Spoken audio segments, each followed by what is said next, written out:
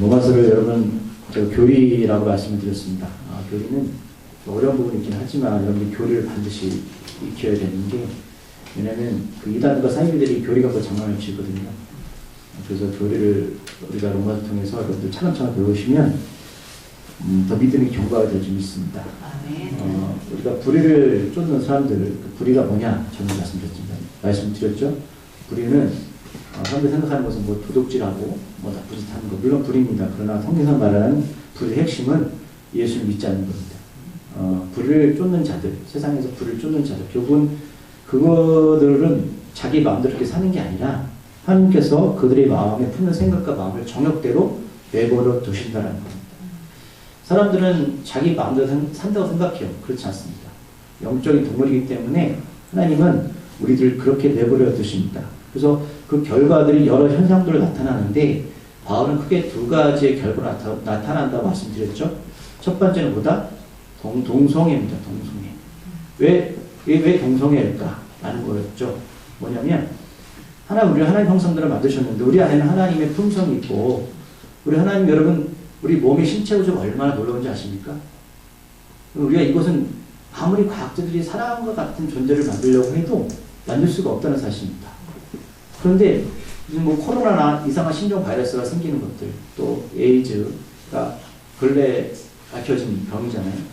그러니까 동성애는 뭐냐면 하나님 만드신 이 세포 구성, 유전자가 변이가 되는 겁니다. 그래서 하나님 형상과 파괴되는 결과로 나타난다는, 단순하게 남자가 남자를, 여자가 여자를, 그런 상황이 아니라 그 깊은 내면에 사단이 하나님 형상들을 파괴하는 현상으로 나타난다. 불을 쫓는 이들에게. 이게 마지막 때거든요. 결국은 하나님을 사랑하는 게 아니라 자기 사랑, 자기애죠. 두 번째는 여러 가지 죄악들이 나타난다고 말씀드렸어요. 우리가 지난주에 봤지만 쭉 살펴봤을 때 솔직히 그 안에서 우리가 잘하는 사람 아무도 없었잖아요. 저도 마찬가지고. 그 말씀 보면서 제가 여러분들한테, 여러분 우리가 시기하지 말아야 됩니다. 뭐 부모님을 공경해야 됩니다. 뭐 남을 위하지 마세요라고 말할 수 있습니다. 여러분 아멘 하실 거 아니에요. 근데 막상 집에 가서 세상을 살아보니 그것들이 어제 끝나는 게 아니라 지속적으로 반복적으로 계속 나타나죠. 그럴 때마다 회개기도 한다는 거죠. 그런데 회개기도 한다고 여러분 그게 바뀝니까? 잘 안 되죠. 분명히 내가 남편을 사랑해야지, 아내를 사랑해야지, 자녀를 사랑해야지, 유주를 사랑해야지 수없이 들었고 그게 맞아요. 그런데 막상 날 열받게 하는 사람이 생기면 그 사람 어떻게 사랑합니까? 바울이 우리가 이 두 가지 큰 죄악들을 말씀하시면서, 그래 너희들은 이러면 다 지옥 가라고 말씀하면 세상에 구원받은 사람이 누가 있습니까? 있습니까? 여러분 아무도 없습니다. 저도 마찬가지거든요. 그런데 우리가 로마서 1장 17절에서 바울이 말씀 가지고 구원받다고 말씀드렸잖아요. 이거 종교교회 했다고 말씀드렸잖아요. 의인은 믿음으로 사는 거야. 우리 힘으로 되는 게 아니에요. 아무리 동성애자나 여러 가지 죄악을 짓는 사람들한테 너 하지마라고 얘기해도 정욕에 이끌려서 난 하기 싫은데 그렇게 살아갈 수밖에 없는 존재들한테 하나님은 분명하게 그 길을 주셨거든요. 너희들은 그렇게 살아갈 수 없어. 너희들이 예수 그리스도를 통하지 않고서는 동성애도 끊을 수 없고 너희들이 그 죄악들을 용서받을 수가 없어. 여러분 우리가 하나님 나라 갈 때까지 죄 안 짓고 사는 사람이 있습니까? 없어요. 그러니까 맨날 교회는 치고받고 하면서 본인들 아니라고 얘기하는 거예요. 겉으로는 그런 척 하면서. 그런데 우리가 예수 그리스도 안에서 우리가 다져지고 말씀 가운데 흘려받게 되면 바울 같은 고백이 되는 거죠. 나는 죄인 중에 계시다. 내가 얼마나 죄가 많은 사람인데. 그러니까 겸손할 수밖에 없고 낮을 수밖에 없는 거거든요. 사람들요, 겸손해라. 여러분 아무리 얘기하고 싶죠. 사람이 겸손해지나. 그게 안 돼요. 나라는 존재를 십자가에서 분명하게 깨달을 때에 나는 죄인이구나. 그럴 때 사람들 앞에서 나는 내세울 게 없는 존재로 드러나게 되는 거거든요. 이 부분을 깨닫게 된다면 우리가 하나님의 이 은혜가 얼마나 큰지를 알 수 있다는 사실이죠. 우리가 그 부분에도 분명히 말씀을 드렸습니다. 우리 로마서 1장 17절의 말씀이 얼마나 더 우리는 깊게 다가오는지 이해하시겠죠? 네. 그래서 오늘 그 2장 1절 말씀을 보면 어떻게 시작되죠? 그러므로라는 접속사가 시작되죠. 네. 그러니까 오늘 1장에 있는 내용을 우리가 이해하지 못하면 2장에 있는 내용을 이해할 수 없다는 소리예요. 접속사라는 것은 앞에 있는 이 부분을 너희들이 이해할 때 그러므로 2장의 전체 내용이 이해되거든요. 예. 그러니까 1장을 빼놓고서는 2장만 읽고서 여러분 이해할 수 없다는 사실입니다. 아시겠어요? 그러니까 오늘 로마서 1장에서 충분히 이해하시는 분들은 이 그러므로, 그러니까 그러므로라는 것의 다음에 나오는 내용들은 더 이해가 빠질 수 있다는 소리죠. 자, 그러므로 바로 앞에서 내용을 설명해줘. 예수님밖에 없어. 그러므로 너희들 동성애나 가진 죄를 짓는 너희들은 결국 예수님을 통해서만 그런 일들, 죄들을 용서받을 수 있습니다. 그러니까 당신이 하나님 앞에서 이렇게 오늘 2장에 보면 모든 사람들아, 내가 풀어드릴게요. 동성애나 죄를 짓는 모든 사람들아, 당신이 하나님 앞에서 변명할 수 없는 것은 남을 비판하는 것으로 당신 자신도 정죄받을 수 있기 때문입니다. 그러므로 그러니까 사람들이 나는 시기하지 않아. 나는 동성애하지 않아. 나는 떳떳해. 나는 착한 일 많이 해서 구원받을 수 있어. 그런 분들 있잖아요. 타종 비해서. 예수 믿는다고 다 구원받아? 나는 착한 일 많이 하고 있어. 난 기도 많이 하고 있어. 그래서 나는 구원받아. 라는 분들한테 말하는 거예요. 그러므로 하지만 너희들이 하나님 앞에서 변명할 수 없는 것은 너희들 마음속으로 남을 비판하잖아. 근데 그 비판함이 하나님 앞에서 어떻게 똑같이 너희도 정죄받는 거야. 이해하시죠? 내가 여러분 예수님 없이 나름대로 열심히 살고 착하게 살았어요. 근데 하나님 앞에 서가지고 하나님 저는 이렇게 살았습니다 라고 말하는데 하나님 말씀하시는 거예요. 너 정말 그래? 너 마음속에 끄집어내면 네가 지금까지 살아가면서 어떻게 살았니? 여러분 지금 어떻게 살으셨습니까? 한 번도 나를 위하지 않으셨나요? 네가 남을 그렇게 한 것처럼 똑같이 너도 나를 정죄할 거야. 그럼 여러분 하나님 앞에서 구원받을 사람이 있습니까? 없죠. 그러므로 그래서 그러므로 너도 하나님 앞에서 남을 정죄하는 것처럼 똑같이 정죄받을 거야. 왜냐하면 당신도 같은 일을 행했기 때문입니다. 여러분 이게 은혜거든요. 우리가 사람들 앞에서 당신 착해요, 선해요. 여러분 그럼 우리의 기준이죠. 하나님 볼 때는 정말 더러우고 추한 존재가 우리입니다. 우리 안에서 어떤 것이 나오겠죠? 여러분들 사람들 볼 때는 저 사람 착한 사람이 말해요. 틀린 얘기 아닙니다. 착하게 살아야죠. 하지만 우리 안에 있는 것을 우리가 바라보면 추하지 않습니까? 저는 그렇습니다. 정말 더러워요. 정말 더럽더라고요. 그래서 보면 남을 판단한다 라는 단어가 있잖아요. 그걸 헬라 원어 보면 판단이 어떤 뜻이냐면 헬라 원어로 유심한다. 유심한다. 남을 유심하는 거예요. 그럼 사람들이 어떨 때 유심하는지 두 가지일 때 유심하거든요. 첫 번째는 뭐냐면 나도 그런 경험을 있을 때 남을 유심합니다. 야, 그렇죠? 나도 저렇게 살아본 적이 있어. 혹시 너도 그렇지 않아? 이럴 때 유심하죠. 두 번째 어떨 때 유심하냐면 난 너보다 나아. 야, 나는 이렇게 사는데 너 어떻게 사냐? 유심하는 거예요. 그래서 싸우잖아요. 나는 이렇게 정결한 사람인데 너 그렇게 못 살아? 그래서 유심하고 판단하는 거거든요. 두 가지 때문에. 근데 나는 그런 사람이 아니라고 말할 수 있는 사람이 누가 있냐는 거예요. 그러니까 나도 해봤는데 너도 그럴 거야. 나는. 저는요, 요즘 뭐 농담 삼아 그런 얘기 한다며. 뭐 중년 남녀가 되면은 뭐 애인이 없으면 바보라는 소리들을 한다며. 그런데 사람들 그렇게 웃음소리 하지만 그게 무슨 소리일까? 그런 식으로 이야기가 그런 식으로 모이게 된다는 거죠. 그런데 앞에서 나눴지만 내가 시기하지 않는다고 해도 여러분 다른 죄들을 저질 수 있지 않습니까? 예를 들면 비방이나 부모를 거역하거나 여러 가지죠. 그런데 사람들은 내가 짓는 죄는 다른 사람들보다 더 낫거나 덜하다고 생각할 때 유심하는 거예요. 비판하는 거죠. 만약에 여러분 관계 속에서 저 사람이 날 알아요. 날 알아요. 근데 저 사람도 죄를 졌어요. 근데 날 너무 잘하기 때문에 내가 저 사람보다 그런 죄를 졌거나 심하면 여러분들 그 사람들 정죄할 수 있습니까? 왜 못하죠? 나 똑같은 사람이거든요. 근데 저 사람 날 모르기 때문에 유심하고 판단하고 정죄하게 되는 거예요. 그래, 넌 나쁜 놈이야. 하나님은 다 알고 있어라고 말씀하는 거잖아. 네가 하고 있는 모든 것들을. 그래서 오늘 바울이 로마서 2장에서 말하는 핵심이 뭐냐면 죄를 짓는 사람을 우리가 항상 보면 남한테 관심이 많죠. 넌 어떤 존재야. 하지만 오늘 로마에서 말씀한 기자의 말씀이 뭐냐면 너는 남을 정죄하지 말고 네 스스로 바라봐 이거야. 하나님의 관점은. 네가 어떤 존재니? 그러게 2절에 보면 하나님의 심판은 마치 자신들은 진리대로 산다 라고 착각 속에 빠져 사는 사람들을 말하고 있는 거예요. 그럼 하나님의 심판이 어디에 있느냐? 내가 여러분 진리를 변하는 게 아니죠. 근데 나는 내 진리에 빠져 사는 사람들. 그런 사람들을 대상으로 하나님은 심판을 하신다는 사실. 제가 말씀드렸지만 하나님 앞에 가서는 어차피 예수를 모르거나 또는 믿지 않았다면 죄송하지만 그들은 어디로 갈까요? 지옥이죠. 그럼 예수님을 모르거나 믿지 않았다면 그들은 심판의 대상이 될 수도 없습니다. 사람들이 생각하는 거 하나님 앞에 섰을 때 야, 예수님 안 믿는 사람만 다 심판받아 라고 생각하지만 그렇지 않아요. 그들이 이미 심판받은 존재입니다. 끝났습니다. 요즘 교회에서 지옥 말하면 되게 싫어하잖아요. 싫어한다며. 여러분 제가 지옥 이야기하면 싫죠.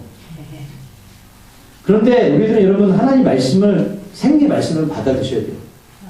그래서 나한테 찔림이 있으면 그것을 수용하셔야 된다는 소리죠. 3절에 보면 바울은 쉽게 이 말씀을 이렇게 풀이하고 있어요. 오늘 성경 말씀 제목이긴 한데 이런 일을 행하는 자들을 비판하면서 어떤 일을 행하는 자들이죠? 난 진리다. 난 잘하고 있고 나는 너보다 나아. 난 이런 동성애나 나는 시기나 비방하지 않고 살고 있고 나는 그래 덜하고 있어. 라는 사람들이죠.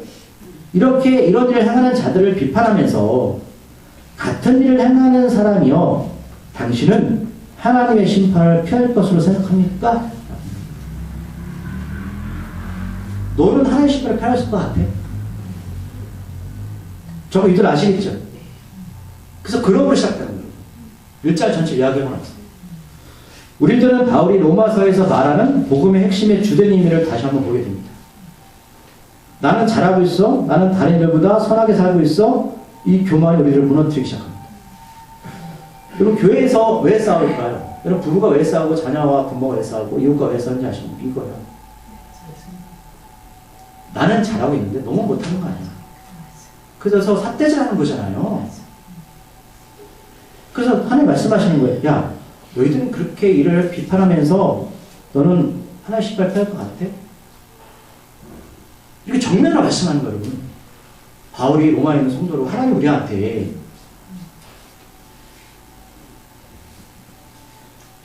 절대 우리들의 노력이나 선함으로 구원받을 수 없습니다. 믿으십니까? 수없이 들었던 말씀이고요. 남을 정죄하지 말아라 그런 뜻이 여기 있는 겁니다. 너희들 왜 자꾸만 너희 스스로를 바라보지 못하고 왜 남을 바라봐? 나는 누구인가 복음 앞에서 어떤 존재인지를 분명하게 인지하고 깨달을 때 뭘 알 수 있다? 십자가를 알 수 있는 겁니다. 수없이 생각과 마음속에서 쏟아내는 죄악들 단지 행동을 옮기지 않을 뿐이죠. 절대로 깨끗한 건 없습니다. 교회 공동체 안에서 많은 문제가 발생하고 있고 점점 심해지고 있습니다. 그런데 공통점이 여기 있는 겁니다. 자, 여러분 죄가 잘했다고 생각하는 게 아니에요. 여러분. 절대로. 그런데 사람은 자꾸만 그를 수선을 바라보지 못하고요. 밖으로만 바라본다는 거예요. 나는 잘하고 있고 나는 문제 없어. 또 어떤 이들은 4절에 보면 이런 사람도 있어요. 나의 죄를 깨닫지 못하고 살면서 아무 문제 없다고 하는 사람들 향해서 바울이 이렇게 정의합니다. 그런 사람들, 나는 죄를 못 깨닫고 난 잘하고 있는 사람들한테 이렇게 말씀하는 거예요. 바울이.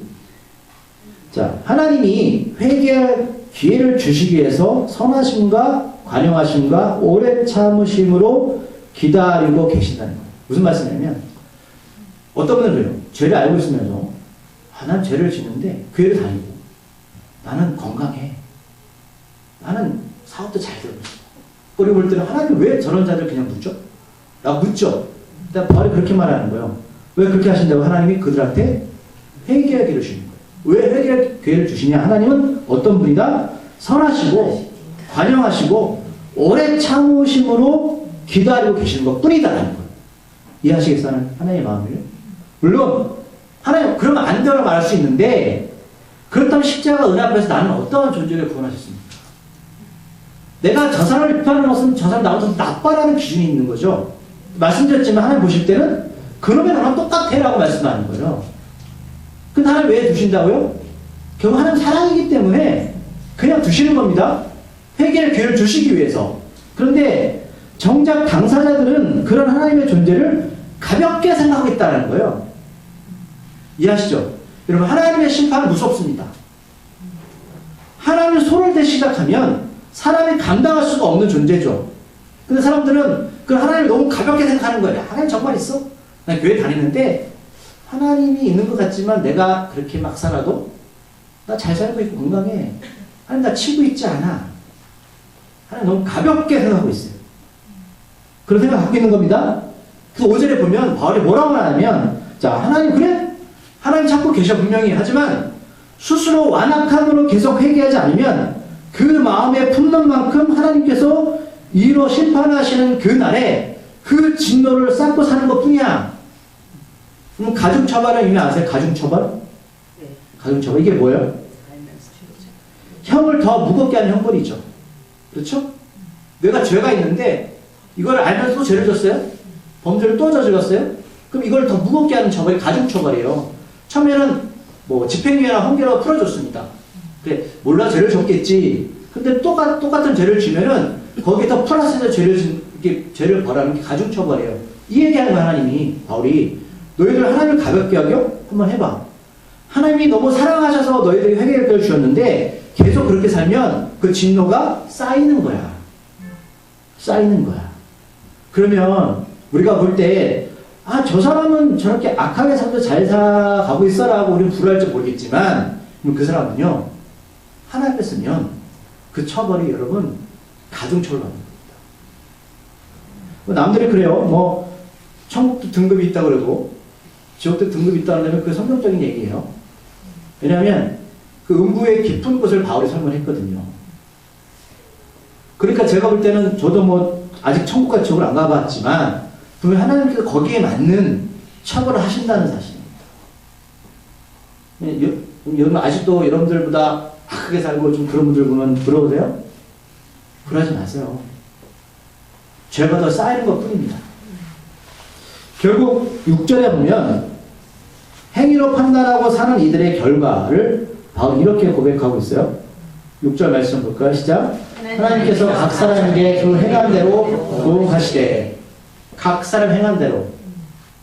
그러니까 보응은 제가 선과 악의 결과를 말씀드렸어요. 그러면 여기서 이렇게 착한 게 뭐냐면 그 우리가 뭐 착한 일 많이 하면 하나님 보응하세요. 나쁜 일 하면 보응하신다. 그러면 착한 일 많이 하면 보응하신다. 이 뜻이 아니라 앞에 말씀드렸지만 하나님을 안다고 하는 거나 하나님을 가볍게 여겨서 하나님 행위를 기울여줬는데 그 행위 자체가 악한 삶을 말하는 거예요. 그럼 행위로 구원받는 게 아닙니다. 여러분 착각하지 마세요. 그 말씀하시는 게 아니죠. 그렇게 동성이나 다른 죄들 가운데 우리들은 자유할 수 없습니다. 그래서 예수님 우리에게 허락하신 거죠. 그게 은혜입니다.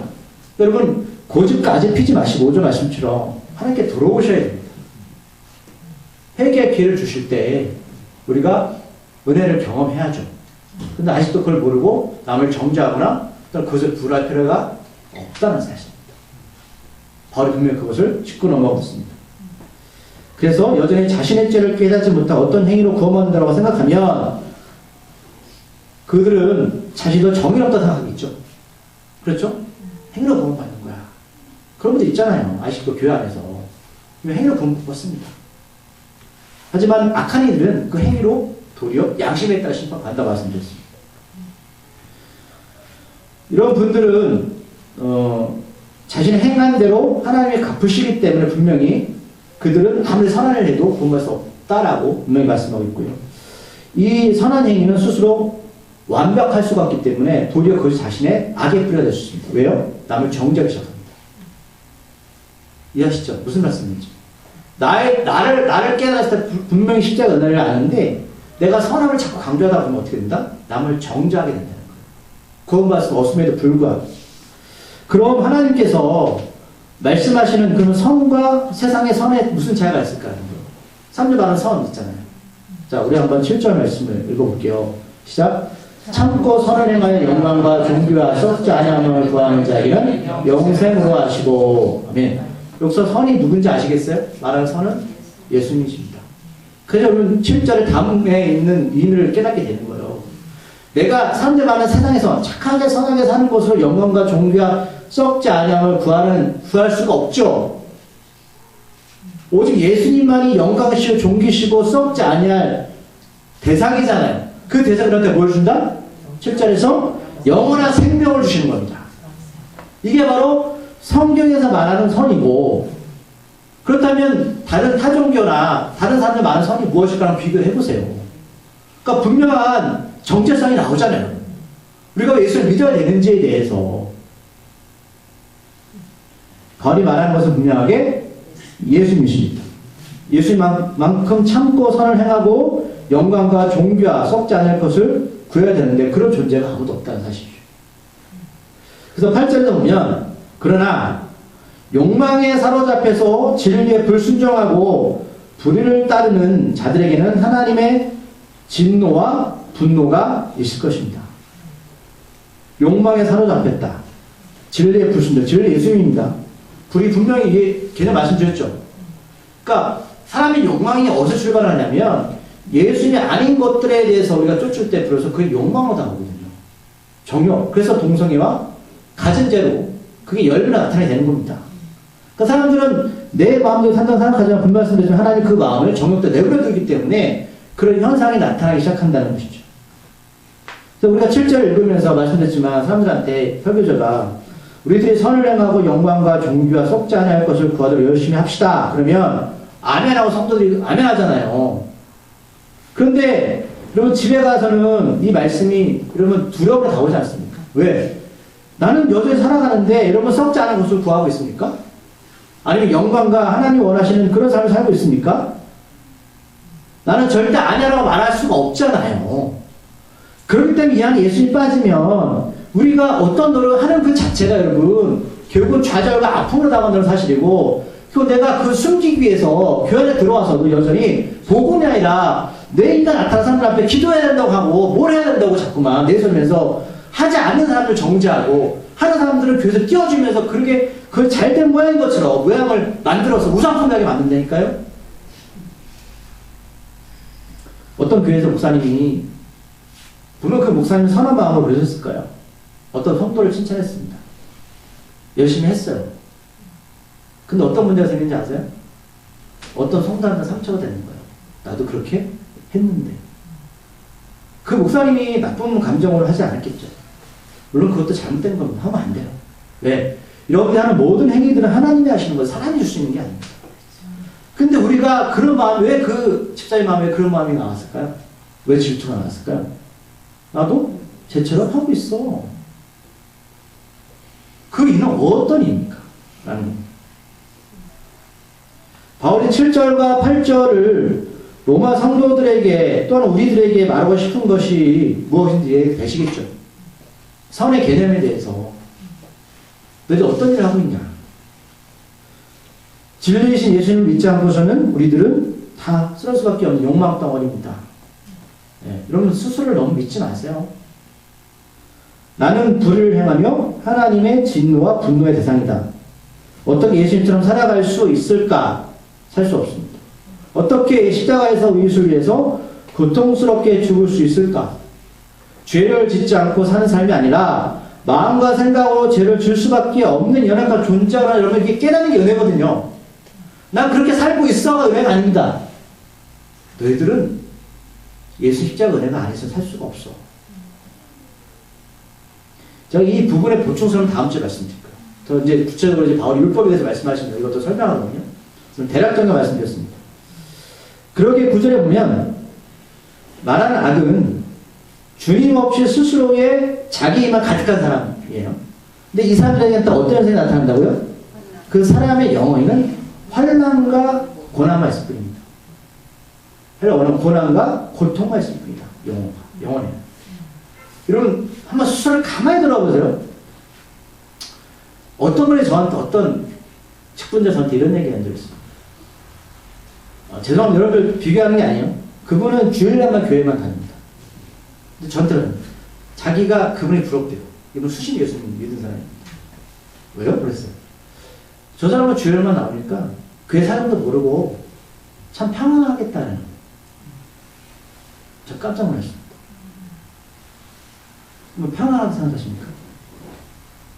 그러면 반대로 그분의 영혼은 고난스러운 거죠. 고통스럽죠. 왜 고통과 고난이 어려운지 아십니까? 자기입니다. 여러분 주일날만 교회에 나오는 그분이 여러분 부럽다 생각하시면 안 돼요. 여러분 마음 상처 받지 마세요. 이런 얘기 하는 이유를 아시겠죠? 그분이 이것도 아시겠죠? 우리가 예수 그리스도를 만나고 영혼에서 해방받는 것은 우리 의가 안에 예수님의 의를 통해서 우리가 구원받을 때 우리 안에 자연이 오는 거잖아요. 그런데 자기로 사는 사람들, 내가 무언가 선하게 살고 사는 사람들은 늘 영혼의 고통과 고난만 하는 거예요. 왜? 내가 잘할 때는 좋아요. 내가 정말 문제 없을 때는 좋은데 살면서 문제가 없습니까? 문제 없는 교회가 있고 문제 없는 뭐 가정이 있습니까?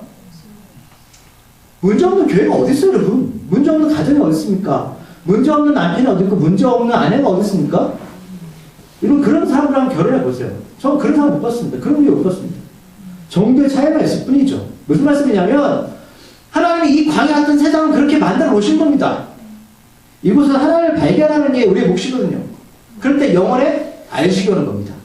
아, 나는 그런 존재구나. 말씀드렸지만 1장 17절을 종교개혁을 했던 마틴 루터, 이 사람 했다고 말씀드렸죠. 이것도 제가 왜 이 사람이 종교개혁했는지 이유도 말씀드렸죠. 이 사람 뭐냐면 결국은 내가 자기 이로, 신부잖아요. 성직자이기 때문에 자기 이로, 그러니까 옛날에는 카톨릭 시대, 중세에는 여러분 일반인들이 성경책 못 봤습니다. 라틴어로 되어 있었어요. 라틴어를 배웠더니였거든요. 그러니까 성경책을 누구만 봤다? 신부만 봤어요. 그러니까 쿠베르탱이 인쇄소를 발견하기 전까지는 다 사람들이 신부만 성경책을 봤단 말이에요. 무슨 말씀이냐면 신부가 말하는 것만 믿었어요. 그게 틀리든 맞든 여러분들 성경 보셔야 되는 거예요. 근데 마틴 루터가 신학 박사거든요. 얼마나 똑똑해요. 그래서 성경을 볼 때마다 뭐냐면 괴로움이 오는 거예요. 고통과 고난이. 그 이유를 아시겠죠? 나는 이 말씀을 잘 지킬 때는 좋은데 안 지킬 때는 너무나 어려워서. 그럼 이 사람이 뭐 했냐면 어떨 때는 예수님처럼 자기 이 몸에 채찍도가 했습니다. 고통을 주는 겁니다. 그리고 무릎으로 계단에 올라갔습니다. 육신적인 고통을 주면 그 죄들이 사라질 것 같았어요. 그런데 다시 건강해지면 다시 막 이런 생각들이 나오는 거예요. 고해 성수도 해보고 별짓 걸 다 해봤습니다. 근데 내가 신부인데 내가 성경 말씀 잘하는데 난 정말 구원받았을까? 날 보면 너무 죄가 많아. 자기가 너무 강한 거야. 그때 그 사람이 로마서 1장 10절 말씀을 보고 깨닫고 종교개혁을 한 거예요. 사람의 행위로는 절대로 구원받지 못한다. 진짜 은혜, 믿음으로. 이게 우리 개신교가 된 겁니다. 그런데 여전히 우리가 그 개신교를 따르면서 여러분 자기 일을 내준다면 누구를 믿고 있는 겁니까? 그럼 자신은 그 정철 스님 아시죠? 정철 스님. 수상하잖아요. 아, 성철 스님. 정철 스님. 정철이 누구죠? 정철 영어. 성철 스님. 막 사람들이 추앙하잖아요. 저는 여러분 타종교를 비방하는 사람이 생각 없습니다. 근데 그분이 부처를 뭐라고 말씀했는지 아십니까? 부처는 똥지팡이래요. 똥지팡이 아세요? 옛날 푸세식 화장실 가면 가만히 두면은 위에 맑은 물이 떠오르죠. 밑에는 뭐예요? 배설물이 가라앉잖아요. 위에 물만 보면 깨끗한 것 같아요. 근데 지팡이를 휙 저어보세요. 배설물이 올라오죠. 똥물이. 그게 우리 마음이라는 거예요. 그게 부처라는 거예요. 돈 닦은 사람의 결론을 뭔지 아십니까? 부처도 죄인이야. 그 자기 죄가 수미산을 넘어간댔어요. 인도에 산이 있습니다. 수미산. 그 산만큼 넘어간다는 거예요. 결론이 뭐냐? 많은 돈 닦은 사람들의 특징, 결론은 나의 죄는 크다. 그냥 부처도 죄인인데 그러면 성자스님 어떻게 구원받습니까? 여러분 그렇게 따르시겠죠. 루터는 깨달았습니다. 그 말씀을 통해서 구원받았습니다. 자, 우리들도 그렇습니다. 열심히 기도하고 열심히 헌신하고 내가 하는 일들이 잘 되어지면 구원받은 것 같습니다. 그런데 반대로 어떻게 해요? 기도도 하기 싫고 예배도 싫고 남들처럼 일이 잘 안 되면 나는 버림받은 것 같습니다. 구원은요 감정으로 이루어지는 것이 아닙니다. 그래서 오직 이는 믿음으로 산다. 이 말씀을 듣고 깨달아서 루터는 영혼으로부터 고통과 고난에서 벗어나 주셨습니다. 벗어나십시오. 자, 이제 마무리를 제가 지면서, 근데 바울은 이 일을 일어나는 순서를 유대인 먼저, 그렇죠? 그리고 헬라에게 두고 있습니다. 이 순서는 뭘까요? 9절 10절에 보면 먼저 믿는 순서죠? 먼저 복음을 듣는 순서입니다. 그건 참일 아닙니다. 그러니까 우리들도 그렇습니다. 예수를 먼저 믿을 수 있는 기회를 받았다면 그분은 영혼의 죄를 얻은 기회를 먼저 얻은 분이죠. 먼저 믿은 자입니다. 하지만 그 귀함을 모르고 여전히 주님을 믿는 선에서 벗어났다면 어떻게 될까요? 다 지옥 가야 되니까 빨리 회개하고 돌아오셔야죠. 누구에게로? 예수님께로 돌아오셔야 합니다. 그래서 바로 회개라고 부르는 겁니다. 그래서 10절에서도 예수님의 선을 행하는 순서를 유대인과 이방인들이 헬라인으로 두고 있는 것 뿐입니다. 먼저 믿은 자와 나중 믿은 자. 그럼 나중 믿은 자는 늦게 구원받았으니까 뭐 하나님 싫어서 그런가요? 아니잖아요. 9절과 10절을 비교하면서 바울은 아까 선의 기준을 다시 한번 강조하고 있죠. 어떤 이들은 태어나면서부터 예수를 믿은 이들도 있고 후에 믿은 이들도 있습니다. 그러나 하나님께서 11절을 보면 분명하게 말씀하셨어요. 우리들이 잘나서 차별을 두시는 게 아니라 하나님은 외모로 우리를 취하지 않으십니다. 여러분들이 10,000명 모이는 교회 가서 구원받는 것도 아니고 1명 모이는 교회 가서 구원 안 받는 것도 아닙니다. 여러분들이 어느 조직에 속해서 여러분 거기에 휩쓸려 사는 것이 더 위험하다는 사실이죠. 내 신앙적인 모습이 겉으로 드러나지 않고 그것을 내가 숨겨가면서 내 유익적인 신앙생활 하는 사람들 정말 위험한 사람들입니다. 또는 직분에 연수에 나를 가로막고 사는 사람들 정말 위험한 사람들입니다. 그럼 믿음이 솔직해지셔야 됩니다. 하나님 절대로 외모로 취하지 않습니다. 겉으로 취하지 않습니다. 그 중심과 생각과 마음을 읽으십니다. 외모로 나타나지는 결과는 그 안에서 나오는 생각과 마음과 다르게 포장해서 나타날 수 있습니다. 제가 뭐 그런 말씀 드린 적 있습니다. 제 말씀 정리할 건 진짜 이렇게 자꾸 이제 작은 교회 큰 교회를 제가 이렇게 비교하는 것도 좀 때는 싫어요. 많은 사람이 있으니까. 한 번은 그 청주 모교회를 갔는데 모임이 있어서 갔는데 평일이었습니다. 좋은 차들이 많더라고요. 나쁘다는 게 아니에요. 절대로. 근데 제 마음에 들었던 말씀을 마음을 드는 거예요. 다들 이렇게 여자분들인데 다 이렇게 멋있는 옷 있잖아요. 멋있는 백돌에 다 이렇게 삐딱구도 신고 다 이렇게 어떤 모임에 드라마를 봤어요. 근데 제가 모습을 가만 보면서 무슨 생각이 들었냐면 제 신앙적인 제 모습을 바라봤습니다. 혹 제 마음속에 하나님을 향하면서 그렇게 내 속은 숨기면서 겉에 드러나는 모습만 바라보면서 그게 나의 신앙인 것처럼 속이 붙지 않나? 라는 생각이 들었습니다. 그 모습을 보면서. 또 교회는 여러분 하나님은 부한 자, 가난한 자, 많이 배운 자, 많이 배우지 못한 자 모든 사람을 부르셨습니다. 근데 여러분들이 교회 공동체 나올 때 저를 비롯해서 여러분들이 좀 서로서로를 속이지 않았으면 좋겠습니다. 마음과 생각들 하나님 앞에서. 하나님은 절대로 우리를 어떤 외모의 결과로 판단하지 않으시며 생각과 마음과 또 열매를 통해서 우리를 드러내십니다. 결국 우리 안에서 예술도의 삶의 중심이 되어 살아가는 것이 얼마나 필요한지 모르겠습니다. 여러분들이 나중에 하나님 앞에서 나의 어떤 세상의 부귀와 또 세상의 어떤 잘남이 아니라 성령의 열매를 가지고 하나님 앞에 나갔으면 좋겠습니다. 남의 죄를 정죄하기 전에 나를 먼저 말씀 가운데 기준을 가지고 살기를 소망합니다. 그럼 저희 교회는 절대로 남을 정죄하지 않는 교회가 되기를 소망합니다. 그럼 저도 그렇게 노력합니다. 여러분들이 부자든 가난하든 관계없습니다. 여러분들이 많이 배웠든 적었든 관심 없습니다. 솔직한 심정입니다. 제 마음속에 항상 그렇게 기도합니다. 하나님, 왜? 저도 부족하기 때문에. 여러분 누구를 판단하기 전에 여러분 스스로를 바라보고 십자가를 더 깊이 알수록 그 사람을 사랑으로 여러분 알을 수 있거든요. 하나님은 관용하시고 하나님이 넓으시고 사랑이시기 때문에 참는 것 뿐이잖아요.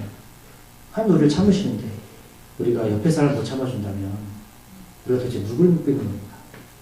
부디 주님 안에서 심판이 아니라 사랑으로 우리가 정 본질을 찾아가는 사람이 되기를 소망합니다. 기도하시겠습니다.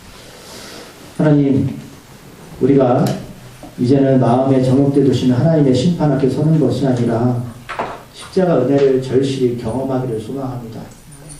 우리가 무엇을 잘해서 구원받았습니까? 우리가 무엇이 잘나서 무엇이 똑똑해서? 아닙니다. 십자가 은혜를 깨달은 자가 영혼의 자유함을 얻게 됩니다. 여전히 예수 믿으면서 고통받는 있다면 이제 자유케 하시고 진리 가운데 우리를 드러나게 하여 주시옵소서. 우리가 혹 나를 판단의 산 앞에 섰을 때에 그 판단이 하나님의 판단이 되지 않게 하여 주시옵소서. 우리가 죄인 중에 예수님을 고백하게 하시고 오직 십자가 은혜 가운데 살게 하여 주시옵소서. 예수님의 이름으로 기도드립니다.